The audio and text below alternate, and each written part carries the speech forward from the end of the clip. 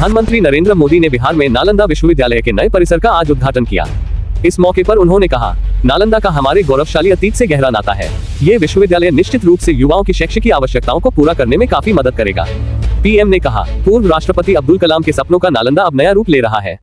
इससे पहले उन्होंने यूनिवर्सिटी के अवशेषों को करीब से देखा और उसके बारे में जानकारी ली। इससे पहले प्रधानमंत्री ने अपने एक्स अकाउंट से नालंदा विश्वविद्यालय की तस्वीरें भी साझा की। नालंदा विश्वविद्यालय के नए परिसर के उद्घाटन कार्यक्रम में प्रधानमंत्री नरेंद्र मोदी, विदेश मंत्री डॉक्टर एस जयशंकर, बिहार के राज्यपाल राजेंद्र आर्लेकर, मुख्यमंत्री नीतीश कुमार, उप मुख्यमंत्री सम्राट चौधरी और विजय सिन्हा सहित अन्य प्रतिनिधि और 17 देशों के राजदूत भी शामिल हुए। हम सभी जानते हैं कि नालंदा कभी भारत की परंपरा और पहचान का जीवंत केंद्र हुआ करता था। नालंदा का अर्थ है न अलम ददाति इति नालंदा, अर्थात जहां शिक्षा का, ज्ञान के दान का अविरल प्रवाह हो। शिक्षा को लेकर, एजुकेशन को लेकर यही भारत की सोच रही है। शिक्षा सीमाओं से परे है, नफा नुकसान के नजरिए से भी परे है। शिक्षा ही हमें गढ़ती है, विचार देती है और उसे आकार देती है। प्राचीन नालंदा में बच्चों का एडमिशन, उनकी पहचान, उनकी नेशनलिटी को देखकर नहीं होता था। हर देश, हर वर्ग के युवा यहां आते थे। नालंदा विश्वविद्यालय के इस नए कैंपस में हमें उसी प्राचीन व्यवस्था को फिर से आधुनिक रूप में मजबूती देनी है। और मुझे ये देखकर खुशी है कि दुनिया के कई देशों से यहां स्टूडेंट्स आने लगे हैं। यहां नालंदा में 20 से ज्यादा देशों के स्टूडेंट्स पढ़ाई कर रहे हैं। ये वसुधैव कुटुंबकम की भावना का कितना सुंदर प्रतीक है। आज विश्व सिकल सेल दिवस है। इस मौके पर डिंडोरी में आज राज्य स्तरीय कार्यक्रम आयोजित किया गया। इसमें उपराष्ट्रपति जगदीप धनखड़, राज्यपाल मंगूभाई पटेल, मुख्यमंत्री मोहन यादव और उप मुख्यमंत्री राजेंद्र शुक्ल शामिल हुए। कार्यक्रम को संबोधित करते हुए उपराष्ट्रपति जगदीप धनखड़ ने कहा कि मध्य प्रदेश तीव्र गति से प्रगति के पथ पर सबको मोहन करता रहेगा, क्योंकि मुख्यमंत्री मोहन यादव है। भारतीय प्रजातंत्र में जनजाति का स्थान शरीर की रीढ़ की हड्डी के बराबर है।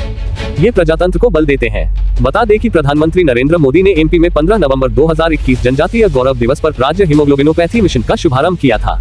डिंडोरी में आयोजित कार्यक्रम में मुख्यमंत्री मोहन यादव ने कहा कि सिकल सेल बीमारी पर प्रभावी नियंत्रण का सपना साकार हो रहा है। उन्होंने कहा कि इस बीमारी के उन्मूलन के लिए हम घर घर तक जागरूकता लाने की कोशिश कर रहे हैं और हर मरीज को समुचित इलाज मुहैया कराया जाएगा। उन्होंने कहा कि आदिवासी बाहुल्य इलाकों में सिकल सेल एनीमिया की व्यापकता अधिक है और हम इसकी स्क्रीनिंग द्वारा रोगी की पहचान कर रहे हैं। इस अवसर पर उन्होंने उपराष्ट्रपति जगदीप धनखड़ का स्थानीय जनजातीय परंपरा के अनुरूप स्वागत किया और जीआई टैग प्राप्त गोंड पेंटिंग भेंट की। मध्य प्रदेश शासन के अधिकारीगण, मैं आपकी प्रशंसा करूंगा। कम समय में मैंने देखा है, चाहे मैंने एग्जीबिशन देखा हो, चाहे उन्होंने मुझे हवाई जहाज से उतरते समय ग्रीट किया हो, चाहे हेलीकॉप्टर से उतरते हुए ग्रीट किया, उनका जज्बा, उनकी लगन प्रशंसनीय है। और मेरे मन में कोई शंका नहीं है कि मध्य प्रदेश तीव्र गति से प्रगति के पथ पर सबको मोहन करता रहेगा, क्योंकि मुख्यमंत्री डॉक्टर मोहन यादव है। एक और जानकारी, यही वो अंचल है जिसने किसी भी काल में किसी भी सत्ता के आगे अपना सिर नहीं झुकाया। इस देश की स्वतंत्रता के संघर्ष में अगर गौरवशाली पृष्ठ लिखा जाएगा तो ये हमारा आदिवासी अंचल डिंडोरी, मंडला, बालाघाट, जबलपुर, जो मुगल के सबसे बड़े प्रभावी शासक अकबर को भी टक्कर देकर के एक बार नहीं 3-3 बार हराने की हिम्मत अगर किसी ने की है तो हमारी इस संस्कृति के आदिवासी अंचल के माध्यम से हुई है। ये हमारा सौभाग्य है, परमात्मा की कृपा है। रानी दुर्गावती माता का ये पूरा क्षेत्र, रानी अवंतीबाई लोधी का क्षेत्र, जो यहाँ की बेटी और बहू ने अपनी सूरता से, वीरता से मातृपक्ष का, मातृशक्ति का भी गौरव बढ़ाया और अपने 33 लड़ाइयों में दुश्मन को दांत खट्टे करे और जीत का परचम लहराया। और कोई कारण से आखिरी युद्ध में अगर लगा के उनको प्राणांत हो जाएगा तो अपने शरीर का अंत बजाय किसी दुश्मन के हाथ में पकड़ करके बंदी बनने के, उन्हें कहे मैं जीते जी लड़ूंगी, जीते जी भारत के स्वतंत्र भारत में रहूंगी और कोई कारण से शरीर छूटा तो शरीर तो अगला फिर धारण करूंगी लेकिन आत्मा को गुलाम नहीं बनाने दूंगी। ये संकल्प हमारी रानी दुर्गावती का है। ऐसी पवित्र धरती पर आपको प्रणाम करता हूँ, आपका अभिनंदन करता हूँ। मप्र विधानसभा का मानसून सत्र 1 जुलाई से शुरू होगा और 19 जुलाई को सत्र का समापन होगा। विशेष बात यह है कि इसी सत्र में प्रदेश की डॉक्टर मोहन यादव सरकार अपना पहला पूर्ण बजट पेश करेगी। बताया जा रहा है कि सत्र के पहले सप्ताह में ही सरकार बजट पेश करेगी।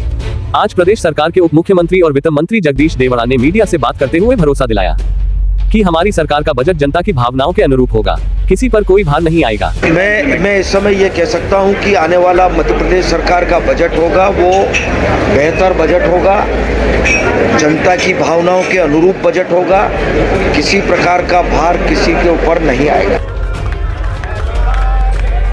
कांग्रेस के सांसद राहुल गांधी ने बुधवार को अपना 54वां जन्मदिन मनाया। 54 साल के राहुल गांधी को देश भर से बधाई मिली। उन्होंने सुबह कांग्रेस कार्यालय में पहुंचकर पार्टी के अध्यक्ष मल्लिकार्जुन खड़गे की मौजूदगी में बहन प्रियंका गांधी के साथ केक काटा। इस दौरान बाहर उनके समर्थकों की भारी भीड़ थी। वहीं अपने नेता के जन्मदिन को खास बनाने के लिए इंडियन यूथ कांग्रेस ने अनोखी पहल की।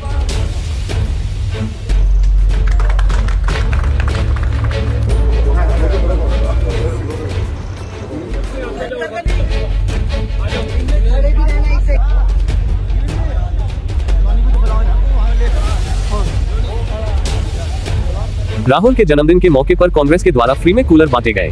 कांग्रेस के द्वारा बांटे गए फ्री कूलर को लेने के लिए भारी संख्या में पहुंचे।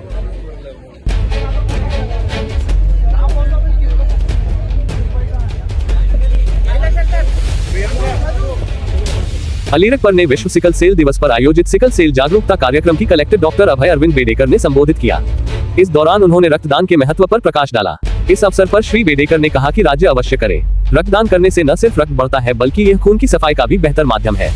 उन्होंने लोगों जागरूक करने के लिए कहा कि वे खुद रक्तदान करते हैं।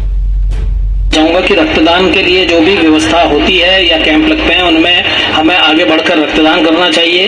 रक्तदान करने से हमारे शरीर में खून बढ़ता है, कम नहीं होता है और बार बार रक्तदान करने से रक्त हमारा प्यूरिफाई भी होता जाता है। तो इसलिए सभी लोगों को बढ़ चढ़कर रक्तदान में हम लोग को हिस्सा लेना चाहिए।